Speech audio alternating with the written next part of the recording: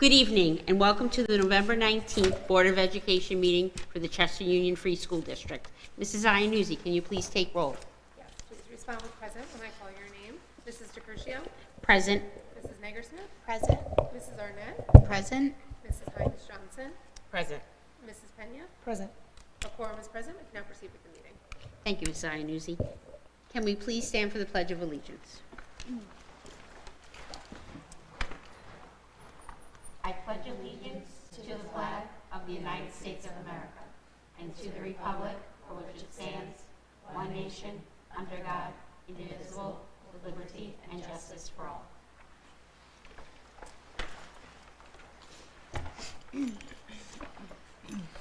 Can I please have a motion to adopt tonight's agenda? I'll make that motion. I'll second. All in favor? Aye. Motion passed. Can I please have a motion to approve the board meeting minutes of November 5th, 2025? I'll make that motion. Second. All in favor? Aye. Motion passed. That brings us to tonight's presentation. Mrs. Garcia.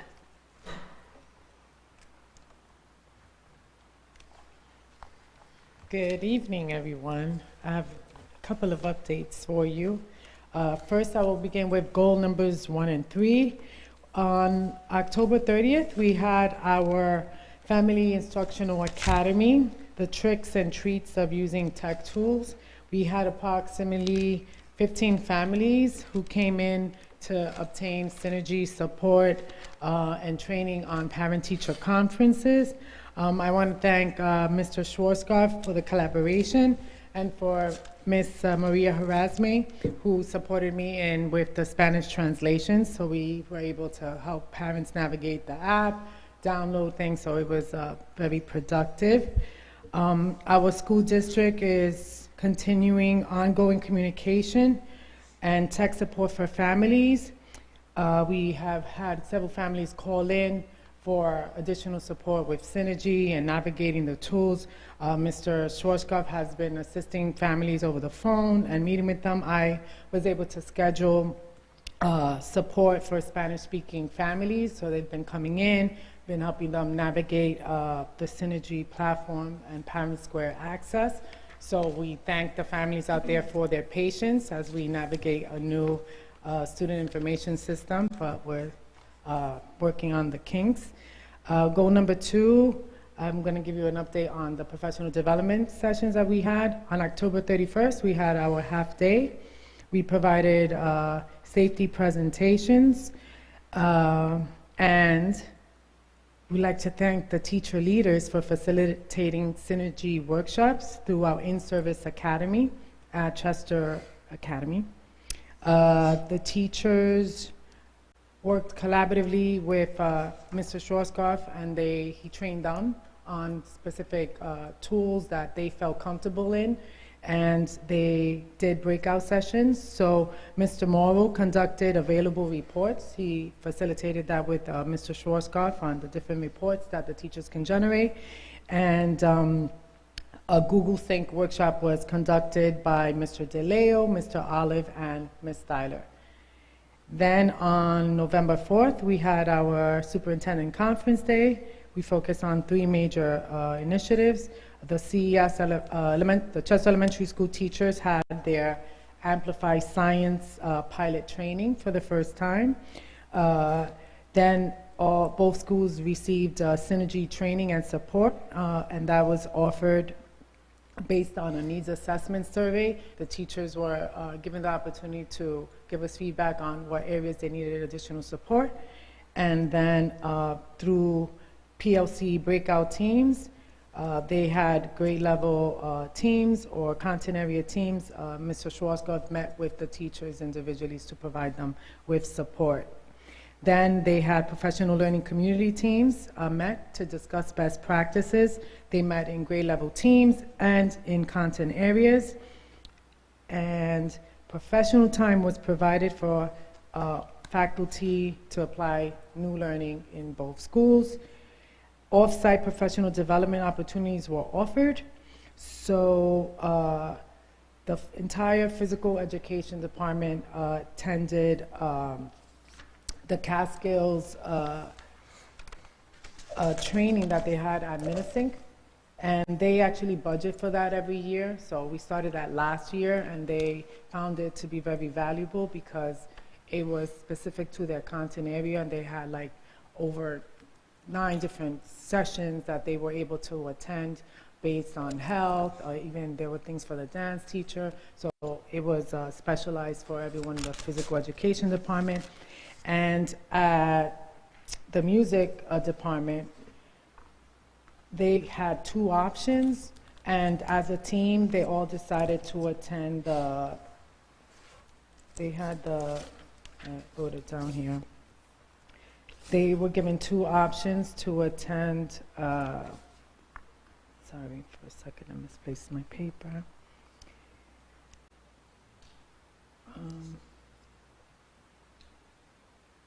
They were able to either select the OU BOCES Music Educators Conference, which was located in Marlborough, and then the other one was the Orange County Music Educators Association Conference in Monroe Woodbury.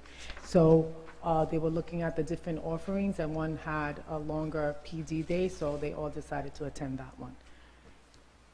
After the professional development sessions, the cool thing this year, we had the instructional aides and the monitors were able to receive professional learning opportunities as well. Doreen Baptiste, she facilitated a collaborative and interactive workshop on inclusivity. And then after that session, I was able to provide all of the new aides and the monitors access for 2 years to the self-paced course under Equity, which provides them with 9 different modules of the course called Maximizing Student Achievement. So it has classroom management, ideas, different, they had roles for executive functioning and ESL, ESL support, facilitating learning, from assessment to achievement. So they were able to decide which module they wanted to do first, and then they have, it expires after 2 years. So they have this year and next year to continue learning. And it gets activated. The 2 years starts from the first day you log into the platform. So that was pretty informative.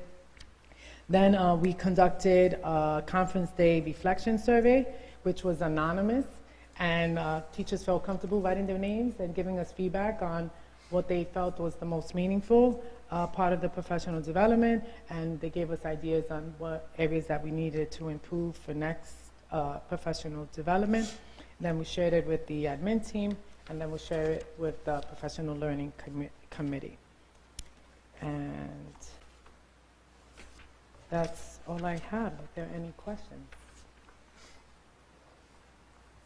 Thank you. Yeah. Thank you so much. I did want to ask, because I know with all these great changes that we've had over the course of the year, I think it's great that we're checking in at the end of the professional development and the conferences to implement the surveys. And I was just wondering, what are we finding that the staff have felt has been really helpful, and what are they looking for in terms of like future PD or needed support? So based on the summary of the results, they appreciated having the professional time and the flexibility given for them to use the time to implement new learning. That was like the best from everyone, loved that the most. They loved teacher-led sessions were appreciated. So through the In-Service Academy, that seemed to be the most feedback that we got, learning from one another. So they wanted more opportunities to learn from their colleagues on best practices. They found the training that was led by Matt and the law enforcement team on safety, on the new protocols. They found it to be beneficial, and they just requested additional time to learn Synergy, which is a massive undertaking. So I think if we focus on that every time we get, to give them time to learn something new with Synergy, because obviously it's a lot. It offers a lot of different reports and is more extensive than school tools, but it's going to take them time to actually get acclimated to the system. Thank you so much. You're welcome. I think I said this before. the fact that the staff feels comfortable enough to lead a workshop for their colleagues, that just shows the collaborative, right? So kudos to all staff members that they're willing to just, put themselves out there. It's not easy. It really is not, especially to share in front of your colleagues for some reason. It could be very overwhelming and stressful. So it's just kudos. The PD was very busy. I was reading and I was like, okay, but it's good. It's good learning. And I'm glad that everyone got something for what they're working on, like their title or their position, right? It's not just that one generic where the teacher's like, why do I need this? This is not, I don't teach this, I'm learning this. So I think that's also very strategic and very well planned to make sure, including the aides and all your support persons, because sometimes we forget to support them as well in their roles and knowing that they have to also be supported so they can grow in the position and in their roles in the school. So kudos to you guys and the team. It's a collaborative effort. So we meet with the building leaders, and we get feedback from the teacher, and then we sit as in a mid-team to go over, and it gets changed often, but the final product is good. So it's worth the process is worth it. Thank you. Yeah, good. Thank you so much. Okay. Mr. Doucette.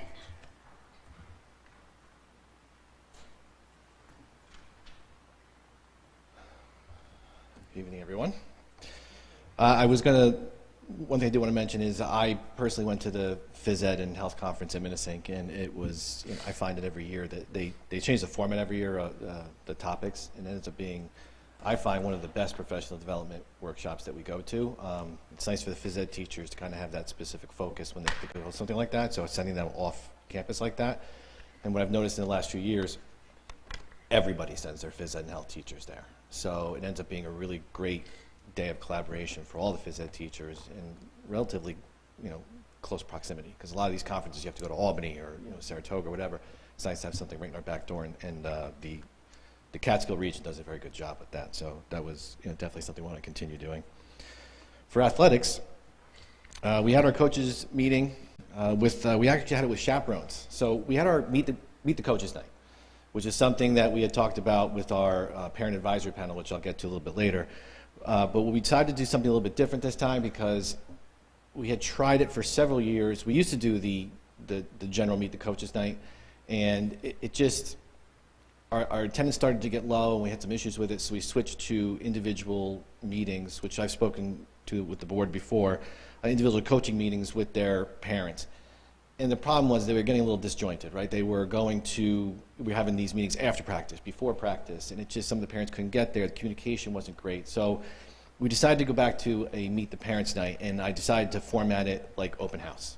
And it worked really well. And one of the problems I had with our coaches, too, is trying to get everybody in the same room to meet with the coaches, to meet with the chaperones. So we decided to do it all in one night.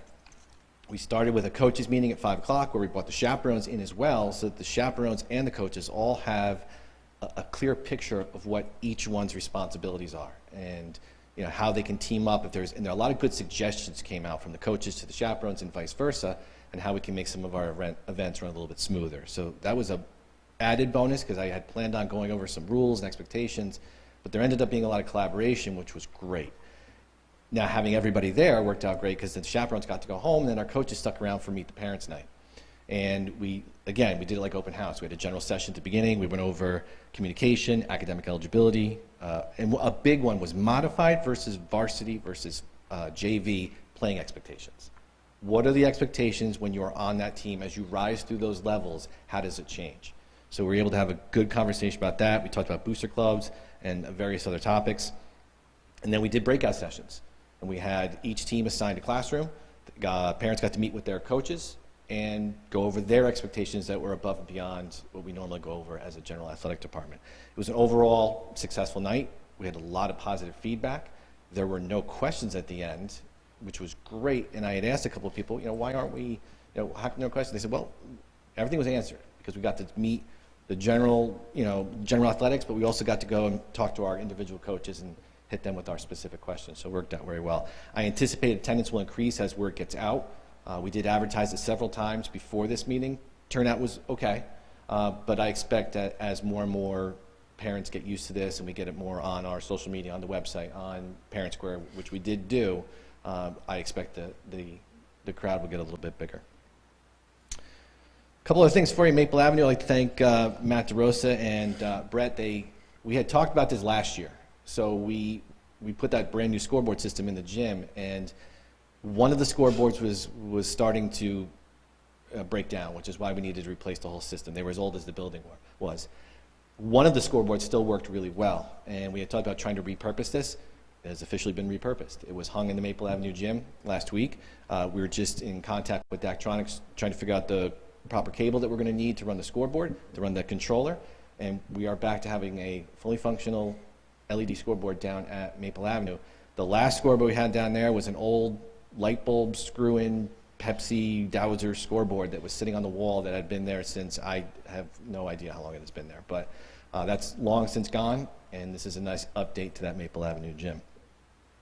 Sports media, I hope you noticed, we started adding our results. It was, there's only been a few games since we started going to that phase 2 of adding the results, but so far it's been great. We added the Section 9 championship results today. The class has been diligently working on that. It's a little bit of a, there's a little bit of a lead time now, though, because they have to create the post with the first page is going to be the schedule for that day. The second page is going to be the results from the previous day.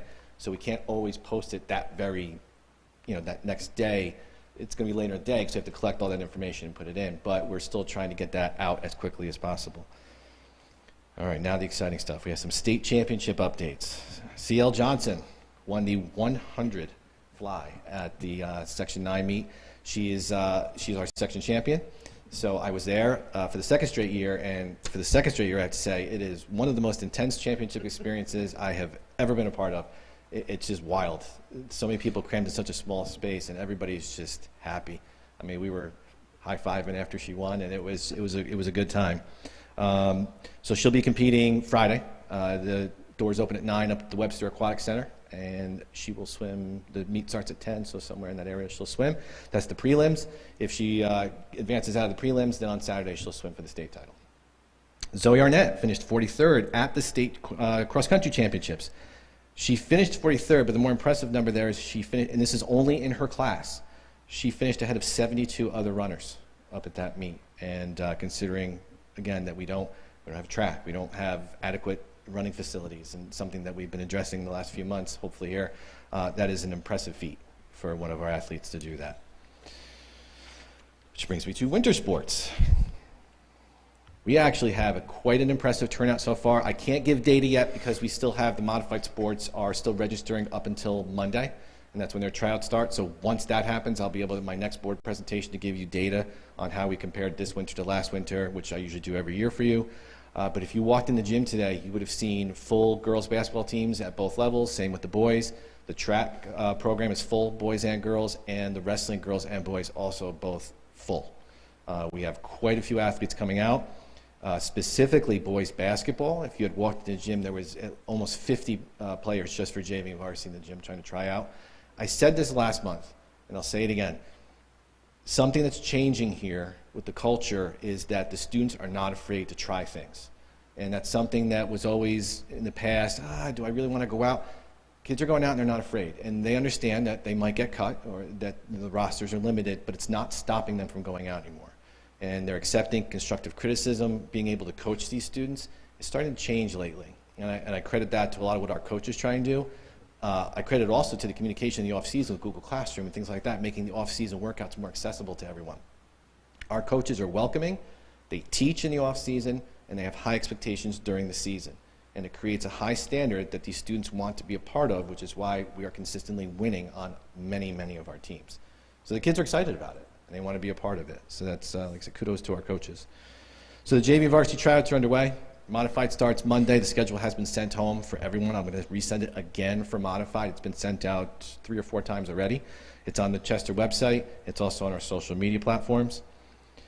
Opening night, believe it or not, is right around the corner, December 1st, which is only a few weeks away. We have opening night for our home games. It'll be a JV and varsity girls basketball contest versus Chapel Field, JV at 5:30, varsity at 6:30, and it will stream live on Huddle, so you can watch it from home as well. Speaking of streaming and schedules, again, I'm going to mention this a few more times because it still hasn't resonated complete with the community, and I'm working with BOCES because they're doing their PR campaign on this.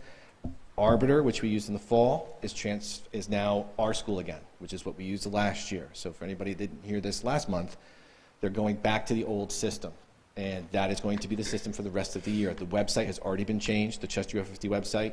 It'll have the new link on it, so you have to click the link. If you go to that page, there's a calendar icon.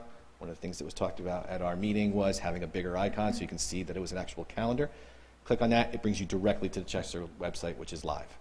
So all of our scheduling is there. We continue to send out our practice schedule every day. And then also we have added to the website all the assistant coaches. Now that we have board-approved paid assistant coaches this year, they are also now part of the contact information on the website, and there is a new tab on the website for Booster Club information. So that brings me to the Athletics Parent Advisory Panel. Much of what you have heard tonight is a direct reflection of the suggestions that came out of that meeting, multiple meetings actually. We had some synergy improvements about, we changed our registration from general sport registration to individual teams. We added an APP option, which is the athletic placement process that New York State requires for a 7th or 8th grader to test up to the high school level. That's now an option for 7th and 8th graders, so they actually see it on Synergy. So that's an option, and it flags it for us, and then we can go and call the parent and walk them through the process. They also suggested some website improvements, which was the assistant coach and the booster clubs, and then the communication. We added a one-page flyer that was shared at a meeting, and I'm going to share also for the community once we get, once we make cuts, because that's when Huddle becomes our team communication app. It's a one-page app that shows everybody when we use certain communications. Off-season is Google Classroom, in-season is Huddle. There was some confusion as to what we use when, because some things we want to give to the whole school, and other things we want to be just for the team. So this is a way to differentiate that. So that flyer will go out. The advisory panel really liked that flyer, and they felt it was helpful. All of that came from that advisory panel, which a lot of other schools don't do. And we did it, we listened, we make the improvements, and I gotta be honest, it's made things a lot smoother this winter so far. So I'm excited to keep working with them. We do have a couple things before I get to the football game, there's one thing I do want to mention that for the spring, we talked about lacrosse. We talked about this previously. I just wanted to bring this up because it's something, we sent a survey out trying to get interest for girls varsity lacrosse in the spring. The reason why I'm going to mention it again was we only had 2 people show up to our, 2 people complete the survey. We had a lot of seniors graduate last year. So all of our teams, for the most part, are projected to be full, with the exception of that team. That's the only one that I'm worried about. So what I'm trying to do is get the word out that we had, I think it was 12 or 13 seniors. That's why we're losing so many, because we can't even fill a roster with the underclassmen that were there. So I'm going to send the survey out again, and I'm also going to post some things online, and then I'm going to have an interest meeting during lunch periods. So I'm going to go sit in the cafeteria 5th, 6th, 7th period and meet with everybody and see if we can at least get some people who are interested to at least explore the idea of playing lacrosse before we start. And we have other options out there, merges and things like that, which we've already been in discussions with other school districts. But ideally, we want to keep them in-house if we can. So that's something that we're working on, but I wanted to announce that publicly so people know it's coming. And then lastly, the varsity football team will be playing in the New York State regional semifinals this Saturday at Arlington High School. It's at 12 o'clock. I bring this up because you must purchase your tickets on GoFan. They actually will have cash sales at the door here, but they highly recommend that you buy your tickets ahead of time. It's also a little cheaper to buy it ahead of time. It's $9.30, I believe it is, somewhere around there. It's $10 at the door. Also, you're going to stand online at the door, so get your tickets ahead of time. If you go there, it's $10. Seniors over 62 is $5, and children under 5 are free. And that'll be for Saturday. If they win that game, then they'll move on to Middletown, the state semis, and then the Carrier Dome after that if they go to the title game. Okay? That is my report. Thank you. And do you have any questions? No questions, just a comment. It's really nice to see the increased interest in sports across the board, which definitely has attributed to welcoming coaches. Also the way the school rallies around our champions that are going off to states. But I also think that it's about the students themselves, student athletes, with an emphasis on student first, right? Because they show up as leaders in all different ways. They're getting good grades, and that's really something to aspire to. I look down here, people want to be a part of that. So I just wanted to note that. I'll be curious next month too, because we'll be able to report next month on the new academic eligibility policy. We don't have the raw data yet because we've only had one cycle through the progress reports, and it's not super accurate because we really need marking period grades. So we just received the fail list yesterday, so we have that. We can look at it, drive some data. But I know personally, because I'm running the lunch study sessions during the day, the kids are showing up, and not just athletes, non-athletes are as well. So having that morning, midday, and after-school option, it spreads it out a little bit more too, so it's not 40 kids in a classroom. But to be honest, at the progress report, the list wasn't that big. So, and at first glance, the first quarter list, it looks good. So I'm optimistic it's going to be a good report, but I'm going to go through it, come through it, and compare the numbers. Then for my December report, we'll have some more raw data to actually give out. Kind of segueing in another role, beamed with Chester Pride, I was at the Polar Plunge for Special Olympics, and I turn around and there is about 12 to 15 of our wrestlers. And then actually Chester was recognized as the cool school because they raised the most money for on behalf of the Hudson Valley Special Olympics. So again, that whole scholar athlete, it's more than just here, you know, what are we doing for our community? And anybody that would go into the res on a day, on November, on both our girls wrestling and our boys wrestling were there and represented Chester very proudly. Jimmy Ellers has that, you know, he's championed that for years now, and it was good to see us back there again this year. And Quallen was there, you know, encouraged the girls team to go. It was, remember last year we started our Chester Game Changers, our community service group, and I haven't had to do a thing this year because they got so into it last year that the teams are all doing this stuff on their own now. I thought I'd have to lead this for 2 or 3 years. I haven't had to. They take it on their own, and each team is trying to do some type of community service. Our goal is to have every team do it. I mean, we should be of service to our community. And I'm probably one of the things I'm most proud of is the fact that they're out asking questions, wanting to do this, ask what can we do, how can we, what other events can we go to? And they want to put their jersey on and go out there and help everybody and let them know that the district is there to support them. It was interesting. I actually, my track coach from high school did not know it was extremely big in the Rockland part of Special Olympics, and we saw each other, and she's like, "Oh, are those your kids?" And I said, "Well, by extension, yes, they're our kids." And again, someone who's been involved in the Special Olympics for, she's told me since 1984. She was like, you know, it was just really giving us kudos to have not only, you know, 1 or 2 kids, but a whole group of kids. So, you know, yeah, those kudos kids, to our athletics. they're awesome. They've come a long way with this, so I am very proud of them. Thank you. Thank you. Yeah, I just wanted to say congratulations to all of our athletes. There was just so much to be proud of this whole year so far, but especially in this past week, especially as we're building momentum towards this project, and just to see how many community members also came out to that sectional game on Saturday was absolutely wonderful. And I wanted to thank the parents who are volunteering for the advisory panel, because it sounds like it really is making a big difference. So thank you for the time that you're putting into that and for the time that the parents are investing. It was a lot different than last year. Last year we were trying to find our path, and this year it's become much more conversational rather than, you know, fielding complaints or something. Now it's how do we problem solve this? It's been a drastic change. It makes it fun. It really does. The only other question that I had, because, you know, the amount of work that's going into pulling in for all of the different programs is evident, but for the lacrosse in particular, I was wondering, have we thought about also doing drop-in clinics to see if students who maybe haven't even tried that sport before might want to come in on an evening just to pick it up and see Yes. if it's something that they might be interested in? I'm in conversations with our varsity coach, Rob Alonso, to try and set some things up. We've also, the phys ed department has a bunch of new lacrosse equipment for the phys ed classes. So if you walk in the back closet, there's a giant bin of just all multicolored lacrosse sticks and things like that. So we're trying to throw it into the phys ed class, and yes, we're going to try and do something between the lunch periods and after school, and a night clinic, something. Coach Alonso is very into it, and he's a dedicated coach to the district, and he wants to see this program thrive. Thank you so much. Thank you. Okay. Thank you so much. Mr. Schwarzkopf.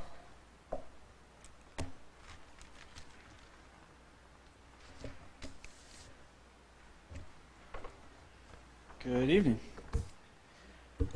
I'm going to start off with just some synergy updates. We had 3 trainings this month. We had October 31st, November 5th, and then I had just a one-on-one drop-in day on the following week, just for anyone as report cards, the day before report cards were due, just to make sure everyone was good. We had about three teachers show up. Report cards went very smooth as far as from what I could tell. Just a reminder to parents, report cards are digital this year. They are on the Parent View app through Synergy. And the minute you log in, if it's your first time in, you're going to be met with a screen that says, please download the report card. You download it, you say you got it. That goes into our system that you received that report card and saw it.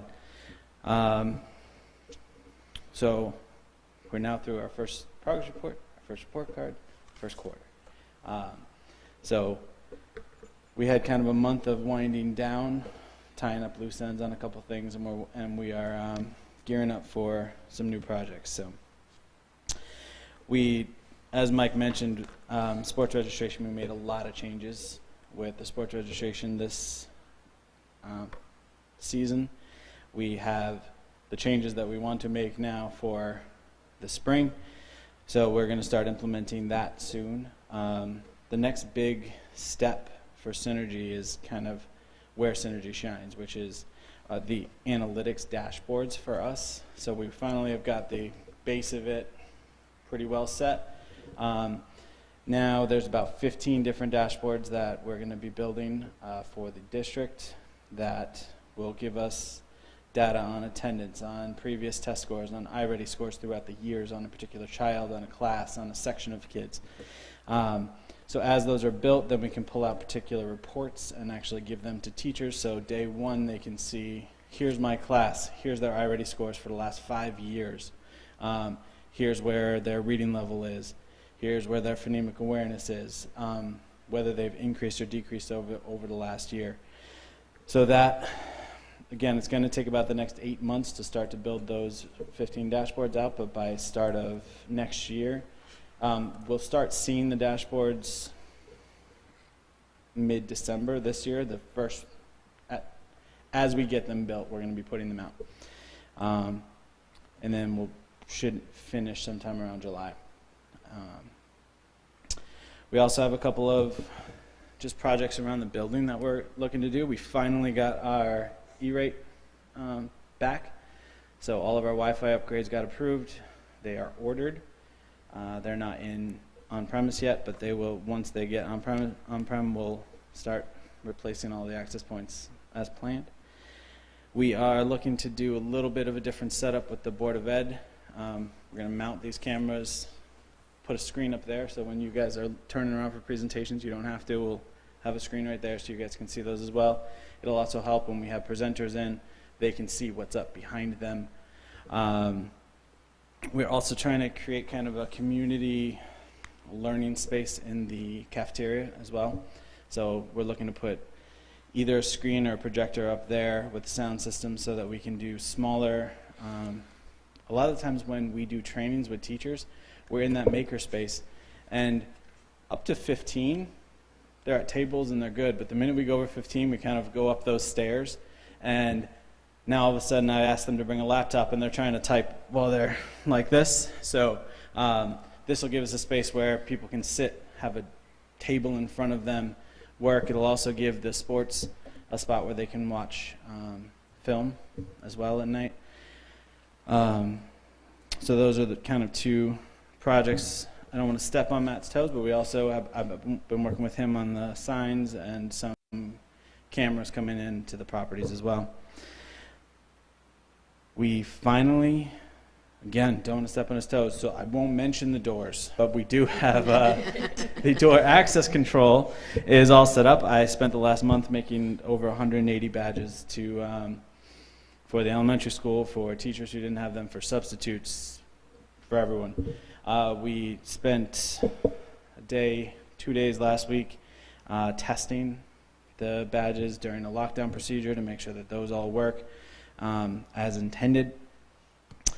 We are currently purchasing a new program called Informacast that will help us with text messaging, emails during the lockdown.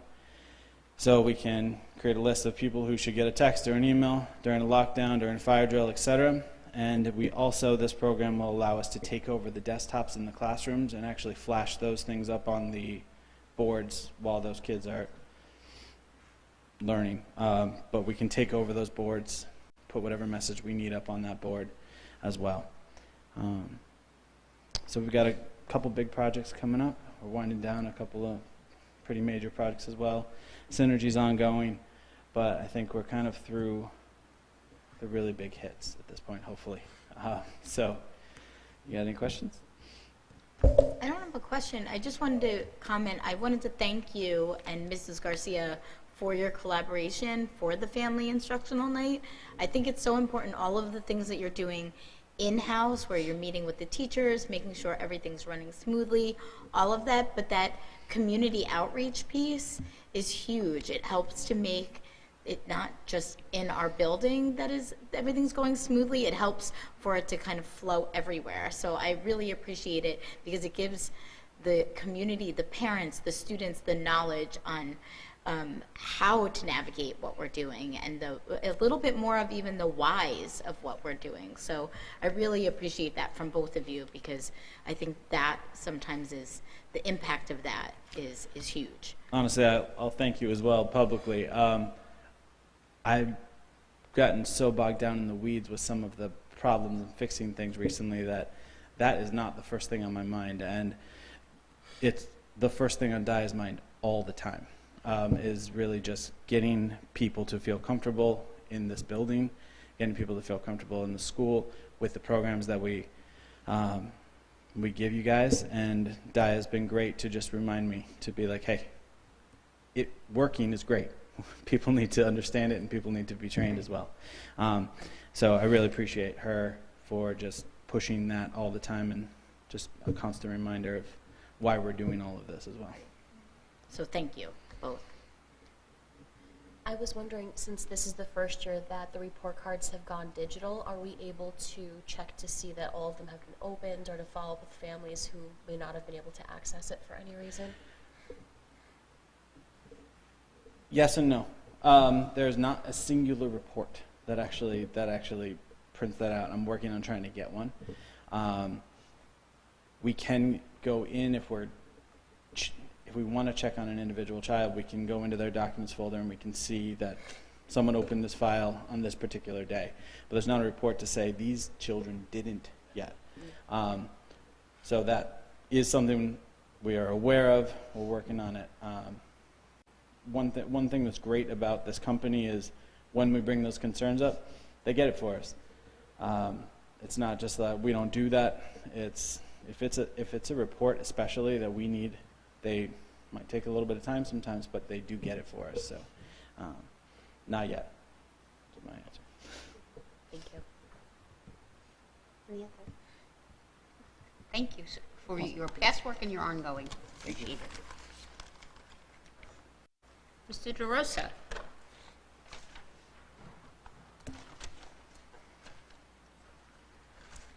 Hi, guys. Again, thank you for the opportunity for allowing me the forum to update you on buildings and grounds. I feel like I should comment on how delightful the temperature is in here before we start. It's lovely. Thank you. Perfect. Thank you. So on 10/31, we had some safety training. It was a very long day of training staff and faculty and staff. We had a lot of new safety protocols and devices that were installed, and we spent the day talking teachers through what they're going to see as we do lockdowns. Specifically at the elementary school where the new doors were installed, right, some of their emergency response protocols have changed. So we'll be testing that procedure very shortly. So we'll be conducting some lockdown drills implementing all of the safety upgrades that we've done over the past few months. So regarding the safety training, I wanted to thank the Town of Chester Police, right, our SROs, Jeff DeLuca, Dee, Chris Donato, and our OU BOCES health and safety consultants, Dwayne Lopez and Tony Weed. They're instrumental, and we always defer to them on any safety upgrades or procedure changes, and they were part of that training as well to answer any questions. So overall, I think it went very well. As stated before, the elementary school doors are now complete. This is, somewhat decades in the making, I guess. These doors have compartmentalized, as we've talked about prior, the importance of compartmentalizing spaces. They allow for smaller, more secure areas in the event of an emergency. The doors that we installed were outfitted with door holds, which have become part of the morning process. So what we learned pretty quickly is arrivals in the morning at the elementary school are a little bit different. They're chaotic sometimes, and not everybody tends to show up at the same time. There could be a few minutes in between arrivals. So the door holds serve as an opportunity to keep the doors open, but in the event that there was an emergency, they automatically release and the doors lock. So maintaining our security protocols. Tremendous amount of work from our IT department regarding the doors and the badge readers, which are again fully operational. Dan, John S., John Sazinski, Qualin, and Nick Patel. I'm going to hear about that tomorrow. We're absolutely instrumental. The amount of work that they put in helping us map these doors, issue badges, was a tremendous feat. They're pretty much dedicated to this effort for a couple weeks, and it went off pretty smoothly. So happy to report on that. The attack-resistant film, which is part of our safety project, it's a layer of our safety protocol designed to slow down any potential bad guys, has been fully installed on all of our entryways. This film is designed to prevent forced entry into our buildings through doors and windows, and that was completed this week. Some minor caulking is still required, but for the most part, that's been installed and ready to go. It's a big undertaking. Entrance signage. So if you drove by during the day, you may even have noticed at night, there are no longer any entrance signs. We've demoed them. So yesterday, as part of the new install of our digital signage, we demoed the previously existing signs, and we anticipate the install starting Monday. So our new signs are fabricated and ready to go. They're sitting with the installer. We expect it to be a couple days. My hope is they will be installed prior to the Thanksgiving break on Thursday. Obviously weather dependent, some variables involved, but certainly by the end of the month they'll be complete.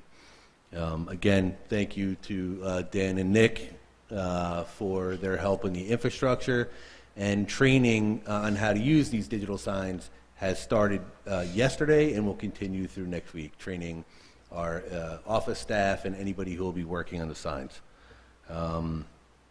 Again, lockdown drills are coming quickly. I wanted to talk a little bit about how we do our lockdown drills. This is one of the things we had talked about with the faculty and staff, and I thought it was important to kind of share with the board and the public. So at Chester, we've incorporated two different emergency protocols into one. Obviously the lockdown procedure, and also incident command. So incident command, and really I should be calling it unified command, right, is a process by which during an emergency, a command center is set up and decision makers from different authorities sit in that room and make decisions. We've been a part of scenarios where there's a problem that we're trying to solve, right? It's a tense situation. There's a lot of people running around. It typically happens in the middle of a lobby or a hallway, and it's very difficult to maintain decision-making responsibilities, organization. So incident command is a very organized way where the decision makers sit in a room with access to all of our cameras, all of our building plans, all of our emergency plans, and coordinate the response that way. In that room, in the event of an emergency, would be obviously members from the school district, local police departments, ambulance, fire departments, any local entities, could be a utility company depending on the type of situation. And we practice during our lockdown drills. So during a lockdown drill, our administrative staff will meet in that room, and then we conduct a lockdown drill using a scribe, somebody who's taking notes on everything that happens, the time it happens. And it was a way for us to kind of get in the mindset of activating a unified command center. It's a little bit different. I think we are kind of selling OU BOCES on the idea because they started talking about it with other districts. So it's a good opportunity for us to really refine our skills in that respect. Our secure entryways, as we've talked about, the biggest part of the Safety Capital Project, will start to take place in the next 3 weeks. So you'll notice some construction happening in the academy and the elementary school. We're going to block off work areas, right, with floor-to-ceiling barriers. Work will not take place during school hours, but you may notice when you show up to school that there's some construction barriers and signage. This allows us the opportunity to get some of the long lead items completed prior to our holiday break. We fully anticipate these security entryways to be completed and operational by the time we return on January 2nd, 4th, when we return from the holiday break. And then lastly, wanted to talk about some of the ways in which we do maintenance, because it seems inefficient when you don't understand kind of what it is we're doing. So in particular, we had a flashing light outside in the parking lot, right? And I've heard from people, right, the light's flashing and it hasn't been replaced. I had a lift scheduled for that project in tandem with our sign replacement project. And the purpose of that is we don't own the equipment to reach those lights. So if we rented a piece of equipment or if we hired a contractor to come in, you're talking thousands of dollars for a light bulb. So the contractor was on site for the signs. It took a little bit longer than we normally would have liked. Typically when lights go out, they just go out, they don't flash. But it was a financial decision, and it's what we do a lot, right? So we will piggyback jobs and pair jobs together, sometimes seeming like it takes a little bit longer, but in the effort of saving some money. So that was the kind of behind the cloak look at the strobe light in the parking lot, and hopefully it sheds a little bit of light into how we do the things we do. So with that, I will turn it over to you guys for any questions. I just appreciate the thoughtfulness and balancing operational needs with operational efficiencies. And clearly I know if it's something that was a safety concern, then you'd move in a different direction. But having to balance that is no easy feat. So I just appreciate the thought that goes into all of these things all the time. Yeah, and it is a kind of a risk calculation, right? So in that instance, the light was flashing. It's not ideal, but it wasn't dangerous per se. So I felt it was an opportunity to pair it with this job, and it's since been replaced. I just kind of like what I said before, I appreciate that you're explaining the whys behind things, because I think it's so important, again, that the community understands the whys, right? Even when it's something as simple as a light flickering, but why is it not being fixed? Well, because we're trying to do things the most efficient way that we can. So I really appreciate that, because I think that helps the community and everybody in and out of the building to really understand that everybody here is taking a lot into consideration and really trying to make the best decisions for the school district, even when it looks different. Yeah, this happens a lot, and I spend a lot of my time throughout my career explaining why some things take longer than others and how we try to pair jobs together for efficiencies. But you kind of lose that when you're public facing. Sometimes you forget, right, that the taxpayers own the school district, and it's our responsibility to make sure they understand why. So, thank you. Thank you. Welcome. That brings us to our first public comment on agenda items. Okay. Moving next to roundtable discussion. Start at this side of the table. 'Cause I know Ms. O'Hara has something to share. So I do. Thank you. Good evening, everyone. Just wanted to give a brief update on the capital project, the Interscholastic Athletics Facility. Today's presentation at the Chester Senior Center marked our 9th engagement opportunity with our parents and community since October 27th. And we were extremely grateful for the opportunity to share a shortened version of the presentation. And given the full room at the Senior Center today, we completely understand and respect the need for this particular meeting to prioritize our senior residents as we switched gears. And I wanted to extend appreciation to Director of Facilities, Matt DeRosa, and our Director of Technology and Data Management, Dan Schwarzkopf, who arrived several hours early, as well as visited the site the day prior just to ensure that everything was in place for our meeting. Also that, you know, we could complete our presentation to allow the Senior Center to proceed with their meeting that they had scheduled. And talking about our students and being proud of their action with the community, I want to thank the students that attended this meeting: Lauren Higgins, Chloe Brown, Zoe Arnett, and Lauren DeVico. And it was great, while again a shortened presentation and not an opportunity to speak, but just to be there present showcased the important part of this project and the why of the project. So I mentioned that was our 9th. To date, our sessions have included our engagement sessions, again, began October 27th with the Chester Academy Parent Athletics Advisory Panel, October 28th, CUFSD Parent Advisory Panel, November 5th was the formal presentation to the Board of Education with Land Associates and the LA Group. November 6th was our first CUFSD Community Advisory Panel, including representatives from the town, village, alumni, and Kiwanis. November 12th was our first public community forum at Chester Academy. November 13th, a presentation to the CES PTA. November 18th, participation in the PTSA meeting to answer questions and continue discussion. Today began with a presentation to the Chester Elementary School faculty, just making clear that this project serves both schools, Chester Elementary School and Chester Academy. And I again want to thank Matt DeRosa, Nicole D'Souza, and members of the Board of Education for attending multiple community meetings and providing ongoing support and representation throughout this process, and certainly Lindsay Iannuzzi, who does everything behind the scenes on the daily. And many of our team, Mrs. Loftus, Mrs. Garcia, our athletic director, Mike Doucette, attended the meeting today and were extremely helpful in supporting any follow-up questions that took place after the meeting. So much appreciated.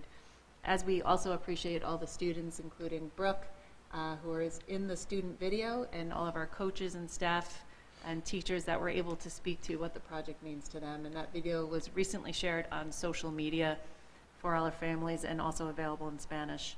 So over the past several weeks, I would say we've truly come together in a shared effort to learn, reflect, and collaborate around what this project means for our students, our families, and the future of Chester.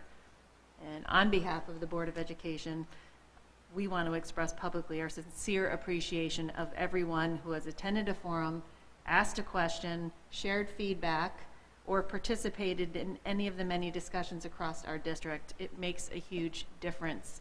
So we get we speak, and then oftentimes our parents that are participating in our meetings are also getting the messaging out as well, and we truly appreciate that.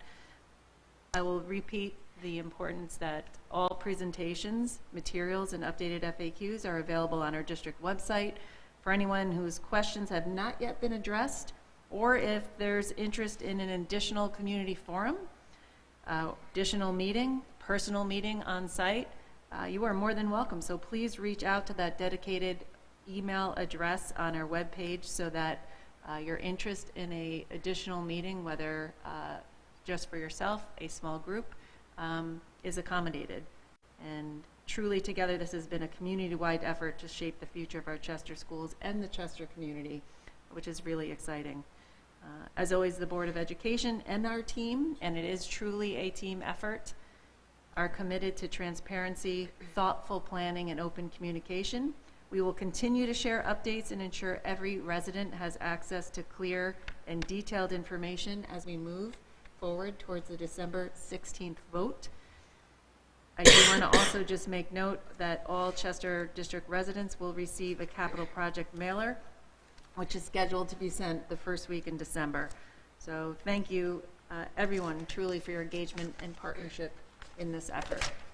Just a few reminders. Tomorrow, Thursday, November 20th, is a half day for students for the scheduled afternoon and evening parent-teacher conferences. If families need any assistance, we encourage them to contact Chester Elementary School or Chester Academy main office. Looking ahead to next week, school will be in session on Monday, November 24th. Tuesday, November 25th is a half day, again for parent-teacher conferences, and schools will be closed from Wednesday, November 26th through Friday, November 28th for Thanksgiving break. So, as we move forward to the December 16th referendum, we are especially grateful for the way our students, teachers, staff, and community continue to come together in support of our schools. Your involvement reflects the strength of Chester and what makes this community so special. Wishing everyone safe, because it's right around the corner. I have not even shopped yet, so there's that. But a safe, restful, and happy Thanksgiving next week. That's all I have. Thank you. Do you have anyone have anything for roundtable? I did have a quick Orange County School Board update. Sure. I just wanted to share that the next meeting will be hosted on December 2nd and will be offered virtually. The link has already been sent out. Orange County School Board will be hosting a legislative forum with various guests, including Senator James Cufsd, as they plan for the New York State budget negotiations. So they did ask that if any board members have questions, that we do try to send them in advance so they can make sure to collaborate them together in advance of that meeting. Thank you. Brooke, do you have anything to share with us this evening? Yes, so the class of 2026 shirt design has been completed, so that's what will go on our senior sweatshirts and stuff. And this design, there was a few that were submitted, so it'll be voted on likely next week. And then we're starting Deck the Halls. So each high school grade picks a holiday theme, and then they get a section of the school, and they decorate it, and whoever wins earns like a prize for the class. Zia and I attended the Town Kiwanis meeting last week to discuss our experiences at the Hobie Leadership Seminar that we attended in 10th grade. And they're the ones that fund for us to go because it's like a few $100s, so they appreciated the feedback. And we also are partnering for the food drive that Key Club is doing, and we're doing that with the Town Kiwanis. Key Club met today to begin getting boxes for the food drive, and all of the collected goods will go to the Chester Food Pantry to assist families after the SNAP food service was shut down. The high school band will be attending Glen Arden to play holiday music to the senior residents there on December 18th. The drama club had a very successful turnout and an amazing show held last Friday and Saturday on Matilda Jr. Youth in Government will attend a conference this Friday at Newburgh High School, and they will be presenting their proposed bill on minimum wage laws in New York State. The Multicultural Club is planning to do a Burr Basket fundraiser where they make winter-themed gift baskets and have a raffle.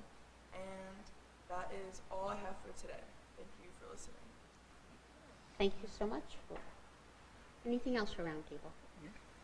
Okay. That moves us to consent agenda. I would like to make a motion to adopt a consent agenda items 5.1 through 5.12. I'll second. All in favor? Aye. Consent agenda items pass. That brings us to our second public comment. Okay. Can I have a motion to adjourn? I'll make that motion. Second. All in favor? Aye. Okay. To all those who have tuned in tonight, on behalf of the Board of Education, we wish you a very happy and healthy Thanksgiving, and tune in to our next meeting, which is December 3rd. Thank you so much, and have a good night.